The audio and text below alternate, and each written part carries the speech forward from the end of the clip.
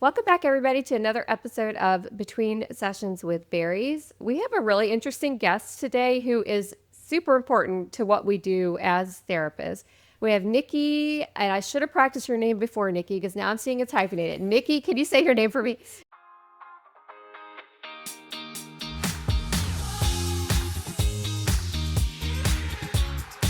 Drew? Well, it's Lacherza. Lacherza, Nicole Lacherza-Drew. Side is the founder of Couchside Coordinators, a virtual administrative support company that helps therapists and wellness providers streamline the operational side of their practices. As a licensed psychologist herself, Nikki understands firsthand how administrative overwhelm, documentation demands, and marketing responsibilities can pull clinicians away from the work that they care about most, supporting their clients.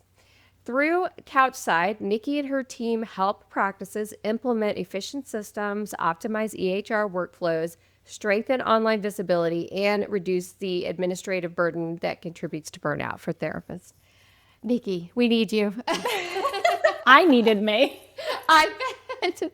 It's so funny that you say, I feel like all of us that have other businesses like therapists, it always comes from a need of like something we struggled with ourselves, Even therapists, like our niches, you can almost always tell like, oh, okay, I see why you specialize in that. Exactly. So could you tell us a little bit about your story and how you got to have this amazing service that you offer to clinicians? Yeah, absolutely. So like many therapists, I was feeling the burnout in private practice. I was wearing so many hats. I loved the clinical side. And I'm also like that weird person that loves the admin side. I love filling out a form. It's fine. So I was feeling the burnout and was like, I want to take a step back clinically, but how do I supplement my income in doing that? Which I feel like is a conversation that so many therapists have. Yeah. And I realized that I'm kind of an outlier, that I did like the admin side of things. A lot of my colleagues didn't. So I started this side hustle of being a virtual administrative assistant. So some of my colleagues hired me. They were like, we know that you know HIPAA. We know that you know the fields. Can you do the admin support for me? And so I started doing that. Fast forward 6 months into it, I had a full caseload in what was supposed to just be a side hustle. Wow, that's amazing. It was a great problem to have. It wasn't anything I planned. So I was at this fork in the road of like, okay, like what do I do? Do I continue just this one woman show or do I grow it? And I was like, I'm going to try to grow it. So Yeah. I grew it and it grew into what is now Couchside Coordinators. And we went from just offering admin support and social media management to a bunch of other services like SEO support, website design, copywriting, and here we are. Amazing. Oh my gosh. So you weren't like, I've got to leave the field. It was just kind of like, I'm going to do this on the side. And then it just blew up. And now. Yes. Yeah. Yes. Wow. I didn't want to leave the field. I just wanted to cut back while not cutting back my income. And it was kind of like, okay, how am I going to do that? I totally get that. Oh my gosh. Yeah. My stories too. It's like, okay, I like seeing clients kind of, but not this many clients. Like Exactly. Too much. Yeah. Mm-hmm. Yeah. I totally get that. So what are some of the most common operational mistakes that you're seeing therapists making when they're building or scaling their private practices? Like maybe we could talk about building in the beginning and then later, maybe they want to scale. Like maybe you can walk us through what are some of the mistakes? Yeah, I think first and foremost, most therapists are trained clinically, not operationally. I was never taught in either my master's program or my doctorate program, I wasn't taught how to run a private practice. I was taught how to do therapy and do assessments and evals and was pushed into doing private practice, but was never taught, hey, this is what you need to do. So I feel like many of us, we get into it and we're wearing too many hats. We're the biller, we're the admin, we're returning phone calls and emails, we're doing the notes, we're doing the things that we have to do as a therapist and everything else. And it can get overwhelming. And I think in the beginning, most of us do wear all of those hats. But then at some point, you have to take some of the hats off and start delegating it, because at that point, you're not working smarter, you're working harder. Yeah. And that contributes to the burnout. And, a lot of people say, I don't know if I have the financial means to like bring somebody on, which totally get. And I try to rephrase it as like, don't just think about it in like dollars and cents. Think about it in like time and energy. Instead of logging in an hour before you see clients to answer emails, you could have somebody doing that while you're in session. Right. And making the money. Like, let's say you make $150 an hour, like pay somebody $25 for 5 hours and like free yourself from the whatever you want to call it. Like free yourself from that burden of just having to do it all. Yeah. Cause I remember at the beginning, you think you've got it. It's like, okay, I can file a claim and then see the clients. But then it just snowballs. The more clients you get, the busier you get, all of that and stuff starts to fall behind. Like for me, I mean, there was one point where I had, I don't know, probably 3 weeks worth of notes that I hadn't done. And I remember I've shared this in here before, but like driving for vacation from Virginia to Florida.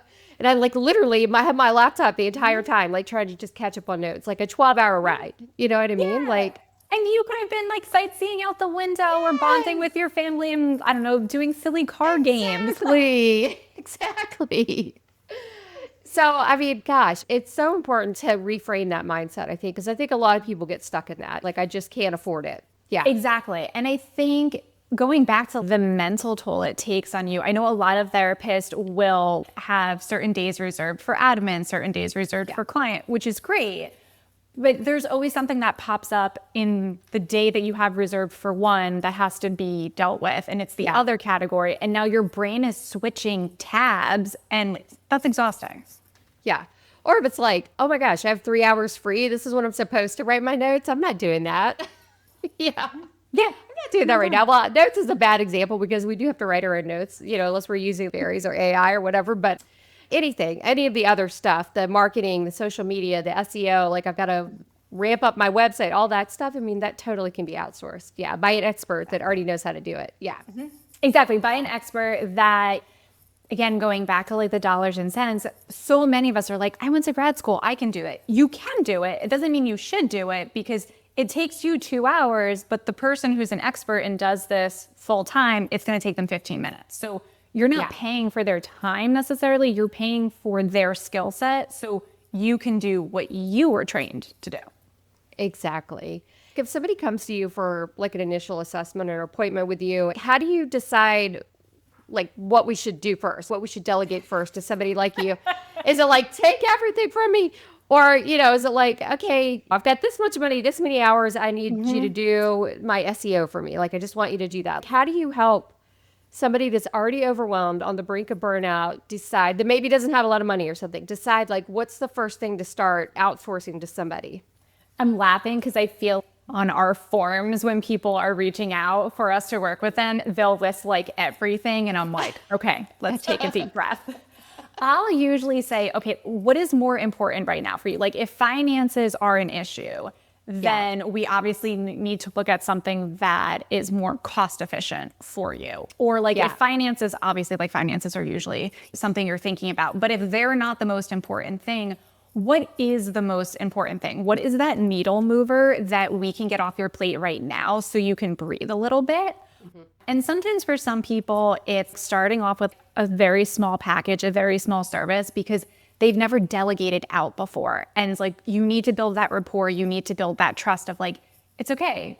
We got this. Let us do this. Let us build that trust.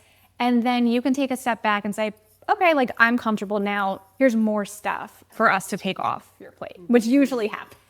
Yeah, I'm sure. It's like, oh, you can do that too? Okay, well, let's do that now. Yeah, I'm sure once they get a taste of that freedom or able to breathe a little bit, it's like, okay, this is exactly what I needed to get out of this burnout and just be able to see my clients and relax and not be so stressed out. Yeah. And it's different for everybody. Some people will say, you know what, like emails are fairly easy, but they take up a lot of my time. I want to delegate that. Whereas other people are just like, this doesn't take up that much time, but it's something I really don't want to do. So can you do this for me? So it's really finding like us tailoring, like let us help you and you tell us where you would like us to start. We can have an open and honest conversation. And then we check in what's working, what's not working. And we also say, hey, you don't need to pay us to do this stuff. Prime example, automations are huge. Yeah. I love automations to a fault. Same. So like sometimes it's like, could you pay us to do this? Yeah. Or we'll help you set up the automation and then like set it and forget it and don't worry about it. Yeah, I was just thinking that. Are you doing it for people, or are you like actually just setting it up so it could run by itself? A lot, especially in the day of AI and automations and that sort of thing, being able to like set things up so they just fire without anybody needing to be present for it. Exactly. And I That's think amazing. it goes back again to what our clients want at Couchside. Some of them are still like, I don't trust technology. There's always issues. Of course, there's human error too, but we can set up the automation for you and be done with it. Yeah, yeah. And then the automation breaks, and I hope you guys are right there to help. Because it We always have gotten breaks. SOS like emails of like, this was working and now it's not. And Yeah. it's like, oh, like it's not syncing or something. Yeah, yeah, totally. Oh my gosh, that happens to me all the time. I'm like, why is this not working? I love that. So we were kind of talking about some of the mistakes people make. Are there differences in like maybe somebody that's just starting out in private practice versus somebody that's maybe wanted to scale out? Are the mistakes the same? They just wait to hire too long, or is it a different problem depending on where you are in the process, if that makes sense? That's a really good question. I feel like in the beginning, there's this, I don't want to delegate out, or I don't think I can yet, whether it's like financially speaking, or just like I'm like physically not ready. And then like with expanding, it's, I want to expand for whatever reason. Usually it's generate revenue and income. I am completely ready to expand. Let's do this. So I feel like I it's a see. matter of that preparation phase, or like the, okay, I'm ready, let's go. Yeah, that makes total sense. Yep. Oh my gosh. Yeah. This is the Berries podcast. We love talking about AI, technology, automation, scaling, all of that stuff. So what are some themes or even ways that you're using in your business to help therapists with the automation specifically? All of that stuff. Is there like technology you're using or that you would recommend that somebody use if they want to try to get more automations going to kind of like run their business behind the scenes? Absolutely. I feel like when it comes to technology, automations, AI, there's like a very love-hate relationship with it. There's very few people in that middle ground. There's people who completely embrace it, and then other people who are absolutely not. And I always phrase it as it's like junk food. You're not going to eat junk food every day, but like you're also not going to eat broccoli every day either, because that's boring. Yeah. So like it's balancing it out of where do you feel comfortable with technology coming in? Because if you're accepting insurance, most of us are using an EHR technology to submit those claims. So like, where is your comfort level there? Maybe we do start out with automations, setting up your EHR. Do you have online scheduling happening? If not, that's a really easy thing for us to set up and start to see what happens. I think people just get nervous because you don't know what you don't know. So they're not sure how to set it up or that it's even an option. Yeah, right. Yeah, not knowing. So having an expert like you that's probably been there, done that, seen all the EHRs out there, you're probably like, well, did you know like Simple Practice can actually blah. And they're like, oh my gosh, really? Exactly. Yeah, I mean, that's a big deal. That really is a big deal. Like automated scheduling where you're not having to like manually manage your calendar and scheduling people, clients. Exactly. And I feel like it's funny you brought up the calendar. That is one of the biggest areas we see where clinicians are like, I don't want to give up that control. I don't want to see this person as the last one of the day. Or like, I tend to go over with this person. So like, I need a little bit of a buffer.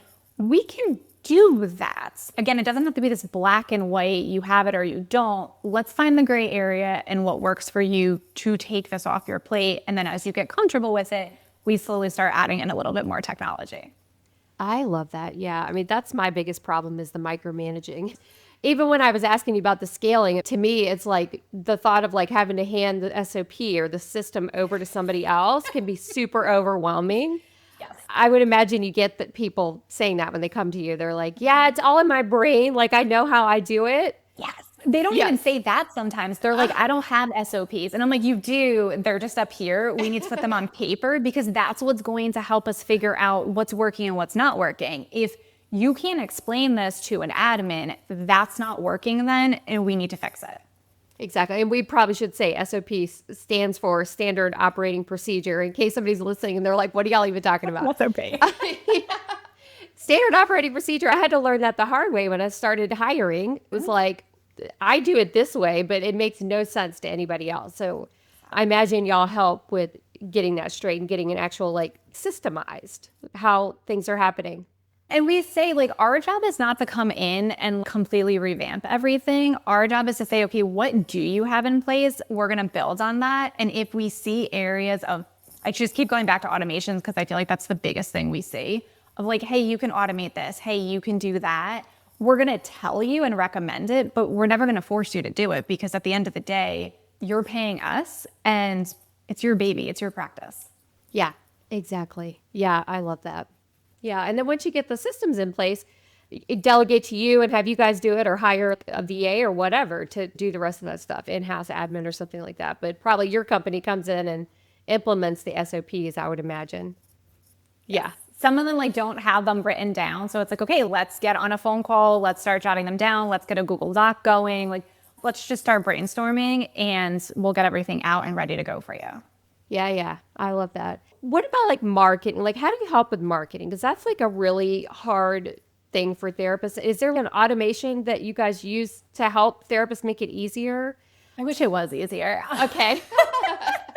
You're like, okay, you're putting me on the spot. No. I'm like, well, like full transparency, I always tell people we're not a marketing agency. We can help with social media management. We can help with SEO. But if your thing is like marketing, we're not the right fit. And I have no problem saying that. Okay, gotcha.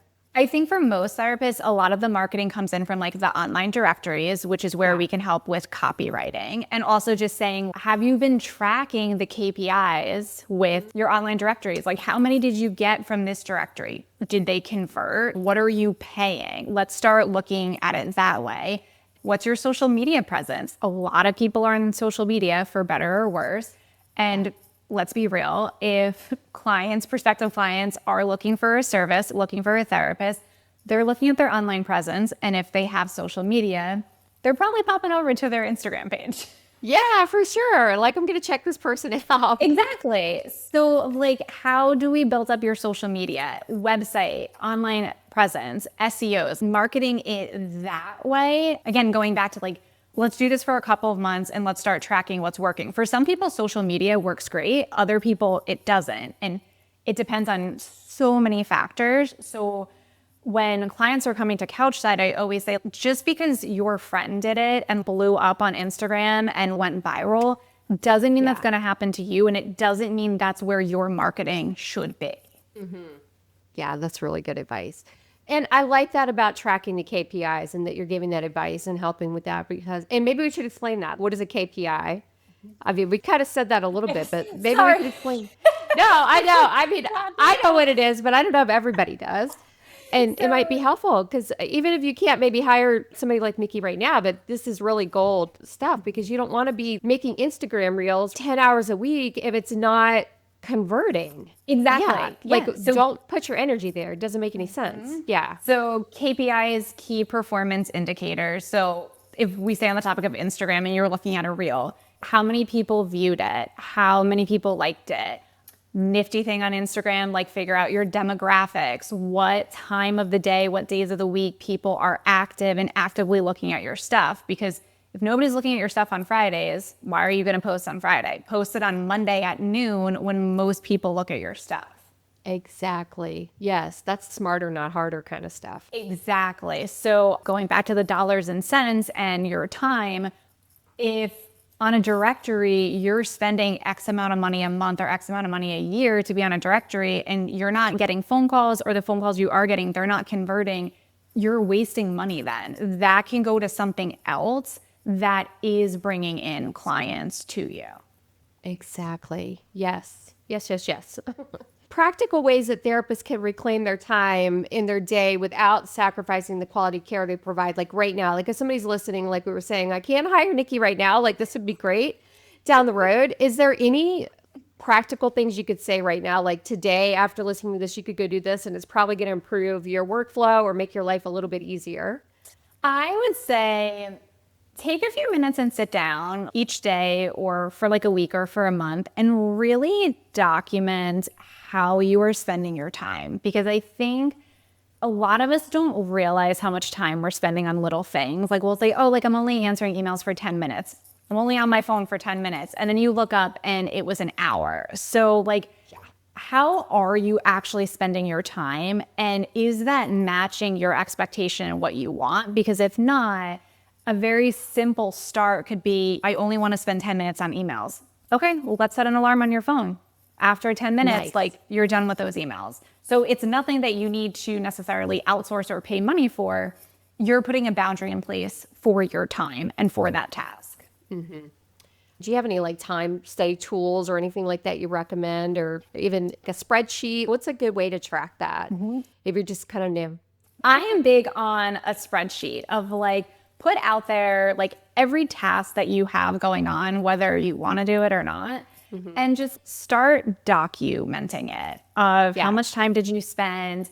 What was your energy level like before you started and after you started? Because if you're like fully depleted, that could be a really good point to say, this is something I need to delegate out sooner rather than later. Or I need to try to set some more boundaries around this. Maybe this is something I have to do first thing in the morning so that I'm not doing it at 8 o'clock at night when I'm already exhausted. That's so smart. Oh my gosh. Because there's so many things I could do. I could even do it watching TV, but I hate it. You know what I mean? It's like, this is terrible. I don't want to do this. I want to outsource it to somebody else. Yeah. Exactly. And I think just finding what works for everybody individually, because some people, I always mess up the name of it. It's the name of a tomato. The Pomodoro. Oh, the Pomodoro method. one. Is that it? Is that it?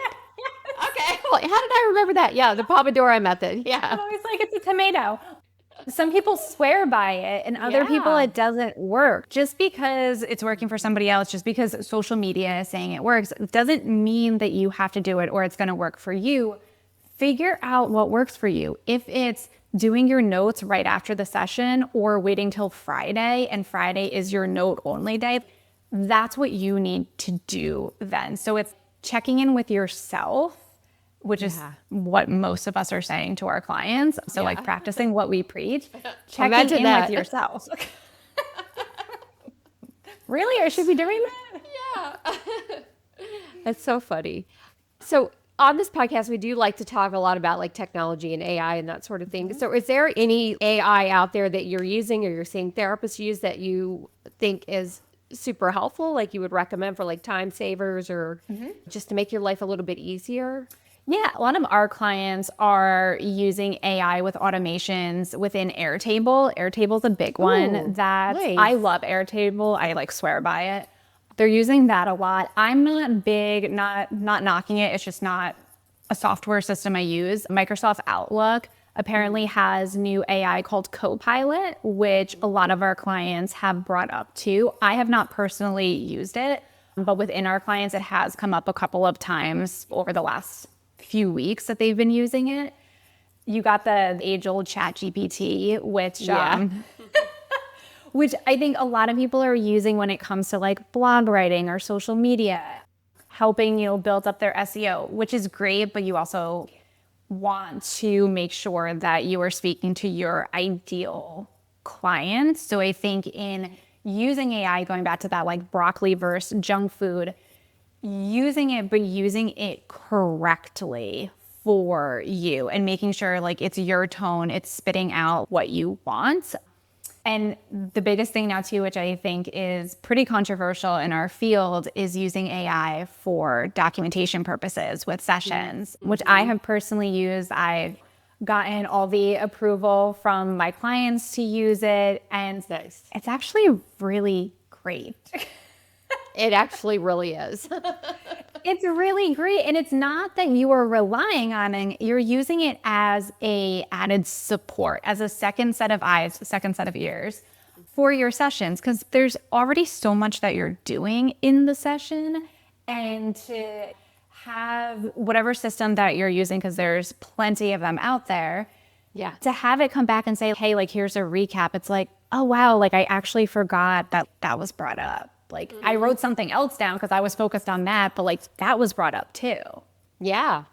Yeah, absolutely. Yeah. I mean, we talk about that a lot on this podcast, just that cognitive load that it takes off to even have to put the energy into listening to it or to thinking about like what I'm going to document later while you're listening to the client. It's like you don't really have to do that as much anymore because the note taker is picking up on all those details. You don't have to track it as much. You have that second set of ears. And again, like Technology can be used the wrong way, but it can also be used the right way. And if you have the right security measures in place, there's no reason that you can't use something like this to help you become a better clinician. Yes. Yes. I love it. Yes. Such great advice.